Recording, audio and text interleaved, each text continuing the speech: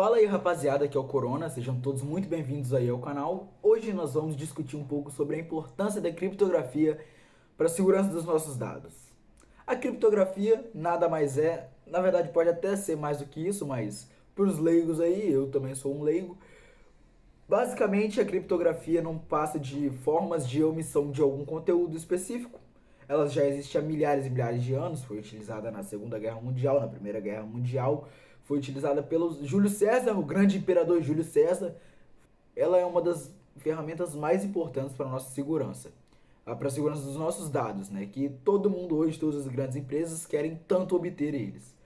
É bom lembrar que você não tem que ser o louco da privacidade para se preocupar o mínimo que deveria, né?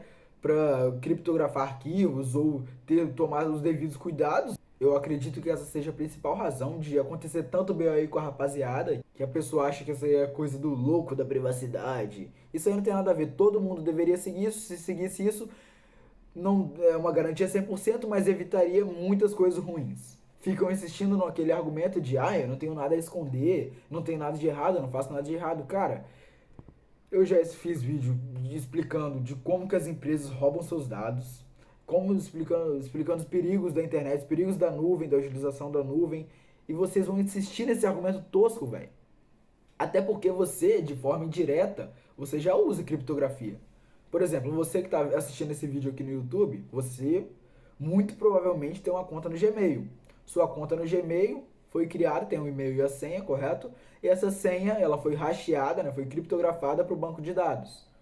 Para caso o banco de dados vaze de alguma forma, o hacker que vai ter acesso ao banco não tem acesso à senha. Tenha só o hash da senha, que chamam, né? Que é uma string gigante. Essa é a salvação da rapaziadinha aí que usa a mesma senha para tudo. Mas é claro que, além das nossas senhas, nós também temos que criptografar nossos dados, nossos arquivos. Até porque você não vai querer, bom, pelo menos eu não quero, provavelmente, não sei você, não vai querer ninguém mexendo nas suas coisas também, correto? Hoje em dia existem muitos casos em aeroportos que a pessoa chega lá para fazer uma viagem e os federais forçam as pessoas a abrirem o computador para futucarem seus arquivos. Segundo eles, é para verificar se a pessoa é ou não uma terrorista. Ou seja, estão sempre arrumando uma desculpa ou outra para fuçar a sua vida. Ou até mesmo em casos de roubo ou furto, principalmente para rapaziadinha aí do laptop, do notebook, né? Que é muito mais fácil para roubar do que uma CPU zona dentro de casa, né? Mas também é possível.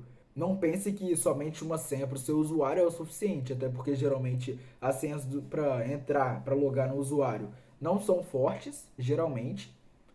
As pessoas colocam, será, 4 letras, 4 números, não sei. E de qualquer forma a pessoa pode ir lá, tirar o HD, o disco de memória, colocar em outro lugar, ou botar um Linux num pendrive, vai conseguir ter acesso da mesma forma aos arquivos, ou seja, não é eficaz. E não precisa nem ser fisicamente. Por exemplo, se um hacker conseguir acesso no seu computador de forma remota, ele pode muito bem acessar os arquivos. Se tiver criptografados, ele não vai ter esse acesso, ou vai dificultar muito o acesso desses arquivos, né? Você pode tanto criptografar um disco de memória inteiro, né, um HD inteiro, quanto de forma particionada. Na minha humilde recomendação, se você for um user comum, eu me considero um user comum também, eu recomendo que você criptografe de forma particionada. Até porque a criptografia acaba prejudicando um pouco a performance, já que vai demorar um pouco mais para escrever e para ler os dados, né? Mas não é nada demais, não vai arrumar essa desculpa aí, não vou criptografar porque vai prejudicar minha performance aqui no meu computador. Cara, não é nada demais, são pouquíssimo tempo. Compara isso com uma casa. Você demora um pouquinho mais trancando quando vai sair, né, ou destrancando. É a mesma ideia, segue a mesma linha. Hoje em dia, graças a Deus, a internet evoluiu, existem diversas formas de criptografia. Muitos sistemas operacionais já têm de forma padrão, tanto Linux, a maioria dos Linux, quanto até mesmo os novos Windows 10 e 11, eu sei que tem também, como criptografar de forma padrão. No Windows, o BitLocker, né, pode ser bastante útil, porém ainda tem muitas falhas e pelo que eu testei, se a pessoa tiver acesso ao usuário facilmente ela consegue entrar no arquivo, ou seja, não é eficaz novamente, né? Além de ser da Microsoft, ou seja, a gente não sabe como ele foi desenvolvido. Como eu disse, muitos Linux também tem essa opção por padrão, né, de criptografia. E o próprio Arch que eu utilizo, quando você está botando, ele tem a opção de criptografar o disco inteiro. Eu, sinceramente, não acho muito legal, até porque toda vez que você for acessar o computador, você vai ter que descriptografar, né? Vai ter que desbloquear, ou seja, acaba se tornando uma senha de usuário. Até porque você vai ter que utilizar toda vez. E utilizando toda vez, você vai ter que botar uma senha que você vai ter na memória. E a regra é clara: se o usuário grava a senha é fraca. Um ponto negativo dessa criptografia própria de sistema operacional, muitas vezes é quando você vai fazer um dual boot ou utilizar o HD em outro sistema operacional, não funciona. Ou não, você não consegue acessar o arquivo, ou muitas vezes nem aparece, e isso é um problema para muita gente que queira mudar o sistema operacional ou utilize mais do que um, como por exemplo um dual boot. Para outras é até solução. Se a pessoa, não, eu utilizo somente o Arch, vou utilizar o Arch no meu PC, no meu notebook, em qualquer dispositivo. Tem seus prós e seus contras. Para mim, por exemplo, isso não é muito legal. E por isso, eu vou entregar para vocês, meus humildes seguidores, o Ouro, um software de código aberto baseado no já falecido TrueCrypt, o VeraCrypt. Com esse software, você pode criptografar arquivos em qualquer sistema operacional, seja ele Mac, Linux ou Windows. Então, vamos lá para a tela. Beleza, rapaziada, já estamos aqui na tela. Eu tô aqui no Windows, que eu tava testando o BitLocker. Enfim, já entrei aqui no site do VeraCrypt. É só você pesquisar no Google VeraCrypt e entrar no primeiro site que aparecer, que não for anúncio, né? Se tiver algum anúncio de louco aí. Enfim, é um site bem simples. Aqui na home tem as principais features dele, né? Que vão estar todos mostrando aqui, falando um pouquinho. E aqui também tem a documentação, que está bem completa.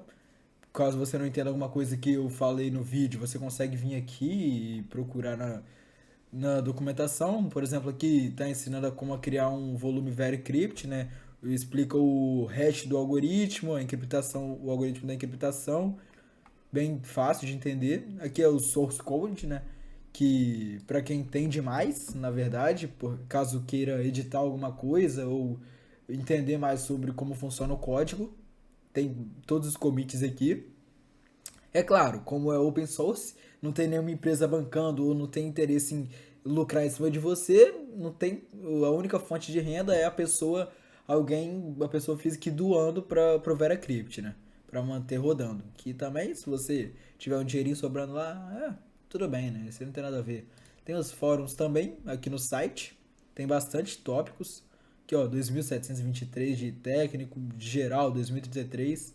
Tem bastante coisa aí que o pessoal discute, eu já dei uma olhada, é maneirinho. E aqui é onde faz os downloads, né? Quem tiver Linux, é muito mais fácil mandar command line e instalar o VeraCrypt, né, perdão, do que ficar baixando aqui o .debian ou .targz, muito mais fácil. Para Mac também tem aqui o .mg, que também não é difícil. Para Windows tem um instalador aqui também de executável. Se você tiver um Windows, como eu estou aqui, por exemplo, você vai instalar aqui na primeira parte aqui, nessa primeira linha.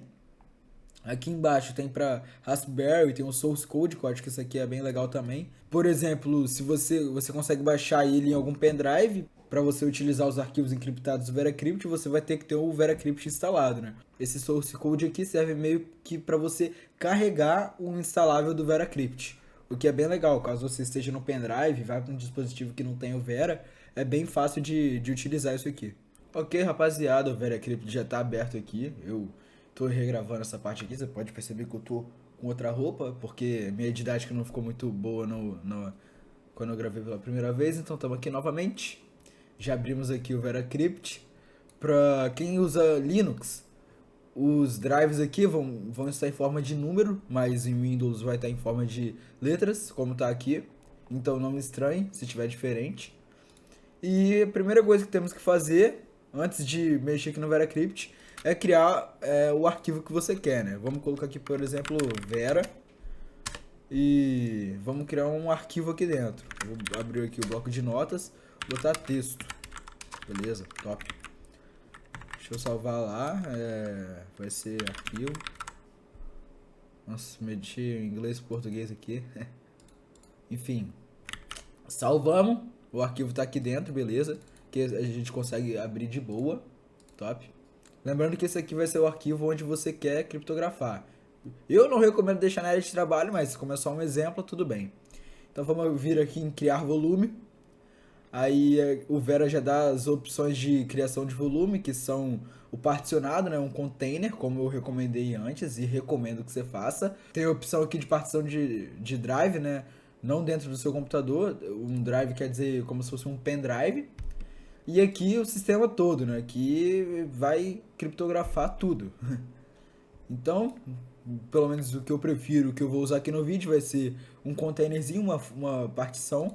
Temos também os tipos de volume, que são o padrão e o hidden. O padrão você vai ter um arquivo lá e ele vai estar criptografado, ok?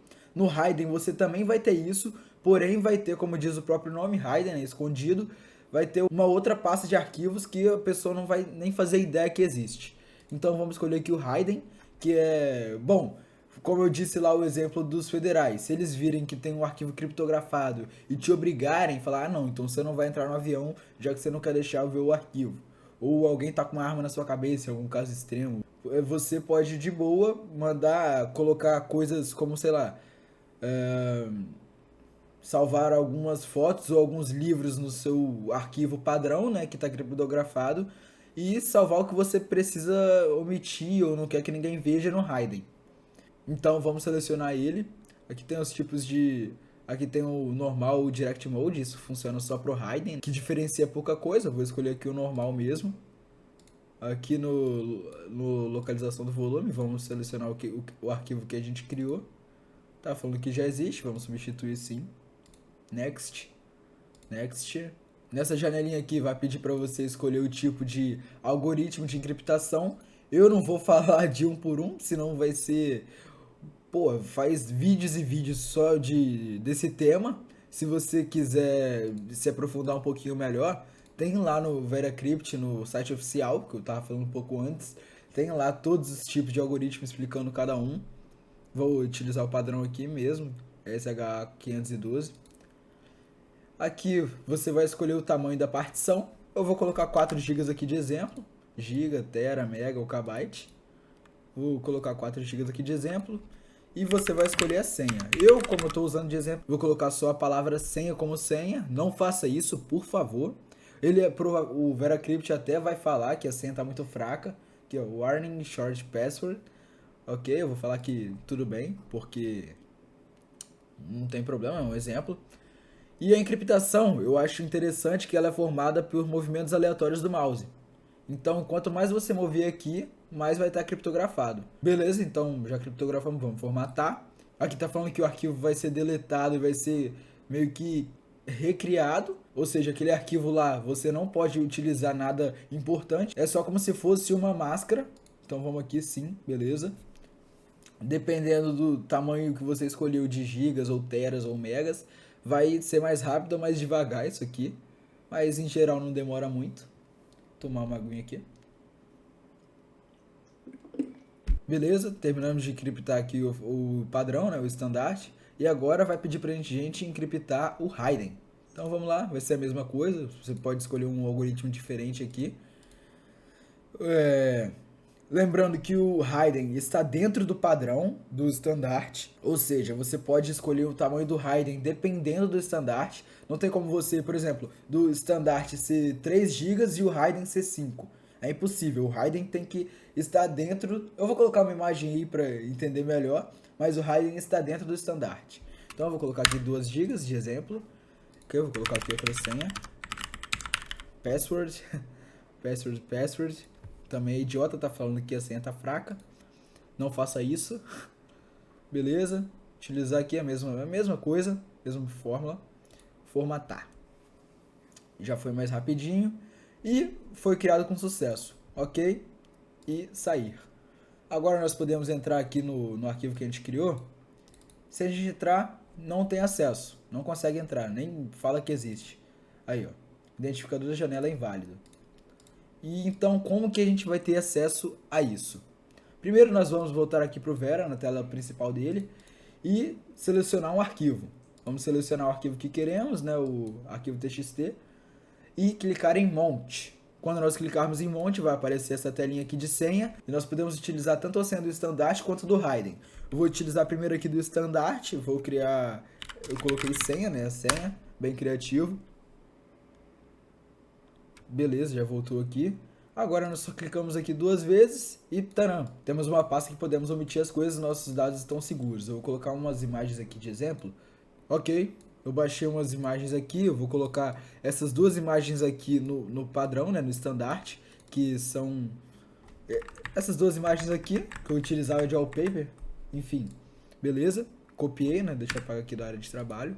E pra gente depois meio que trancar novamente, temos que clicar no desmonte. Aí já vai sumir aqui automaticamente, ainda não temos acesso aqui, ótimo. Mas agora eu quero entrar no Raiden, ok? Então eu vou entrar aqui no Raiden, assim era diferente. No Raiden eu não adicionei nada, eu adicionei as imagens no standard. Então não vai ter nada no Raiden, vai estar vazio. Eu vou adicionar essa foto aqui, que é a minha foto de perfil da Steam. Beleza, já foi aqui, ó, 2 GB, para quem lembra aí, o outro tava com 4 e tá vazio. Vou adicionar aqui a foto do meu macacão de Deagle, muito forte. Enfim, e agora clico em desmonte.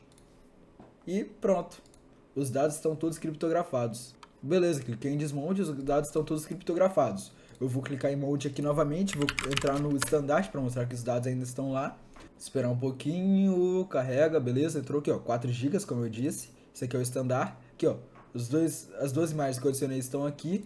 Agora eu vou clicar em desmonte para entrar no Raiden, que é no mesmo arquivo, né? Então não tem que ficar selecionando arquivo. E vai aparecer a foto do macaco salvo aí, que é que eu salvei no Raiden. E voilá, aqui está. Então, rapaziada, esse é o VeraCrypt. Eu recomendo, ele é muito bom mesmo. Fácil de utilização, como vocês puderam ver. E é muito seguro, seus dados vão estar seguros. Não esqueça, privacidade não é coisa do louco da privacidade é pra todo mundo. Você tem que cuidar das suas coisas. E é isso, rapaziada. Valeu aí pra você que assistiu o vídeo até o final. Não deixa de dar o like aí, se inscrever pra me ajudar e me inspirar. E tamo jota!